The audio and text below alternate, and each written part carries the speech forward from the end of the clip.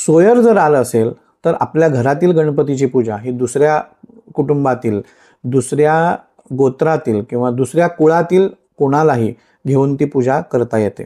किंवा तुमच्या घरी जो पुरोहित, जो ब्राह्मण येतो, त्या पुरोहितालाच तुम्ही पूजा करण्यास सांगू शकता. त्याने पूजा केलेली हरकत नाही.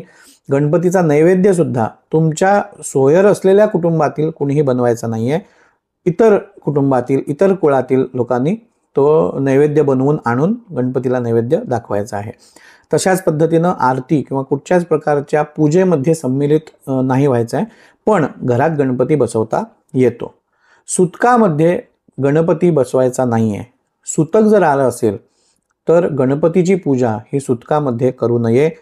काही ठिकाणी असा प्रघात आहे की जी लग्न न झालेली लहान मुलं असतात त्यांच्याकरवी ती पूजा केली जाते, पण ते तसं नाही आहे. तो प्रघात असा आहे की एखाद्या कुटुंबामध्ये एखाद्या मुलाची ज्यावेळी मुंज होते, उपनयन संस्कार होतो आणि त्यानंतर त्याची समजा सोडमुंज जर झालेली नसेल, समावर्तन जर केलेलं नसेल, तर त्याच एका व्यक्तीला म्हणजे त्याच विशिष्ट समावर्तन न झालेल्या मुलांना फक्त ती गणपतीची पूजा करता येते. पण सुतकामध्ये घरात गणपती पूजू नये.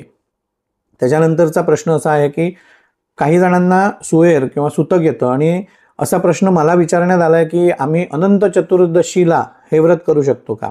तर नाही, अनंत चतुर्दशीला नाही, 5 दिवसांच्या आत नाही, 5 दिवसानंतर नाही, 7 दिवसांच्या अगोदर नाही. कुठल्याही पद्धतीनं चतुर्थी तुमची जर चुकत असेल, सुतक आलं असेल किंवा सोयर आलं असेल, तर तुम्हाला ती पूजा ही 5 दिवसानंतर किंवा अनंत चतुर्दशीच्या आतमध्ये किंवा अनंत चतुर्दशीला करता येत नाही.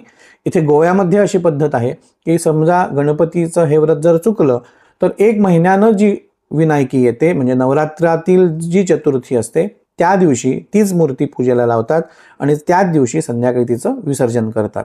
त्यामुळे सुतकामध्ये तुम्ही पूजा करता येतच नाही आणि सुतक आलं असेल तर लहान मुलांकडून सुद्धा पूजा करून घ्यायची नाही आहे.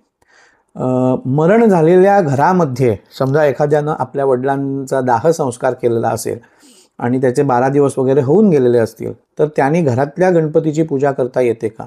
तर त्याचं उत्तर हो असं आहे. त्याने वार्षिक कर्म म्हणून त्या पूजेत सहभागी होता येतं. गणपतीची पूजा, उत्तर पूजा हे त्यांनी करता येतं. तर हे काही निवडक प्रश्न जे मला विचारण्यात आले होते ते तुमच्यासमोर आणले आहेत. तुम्हाला जर असेच प्रश्न पडले असतील तर कमेंटमध्ये किंवा मेसेजमध्ये मला नक्की विचारा.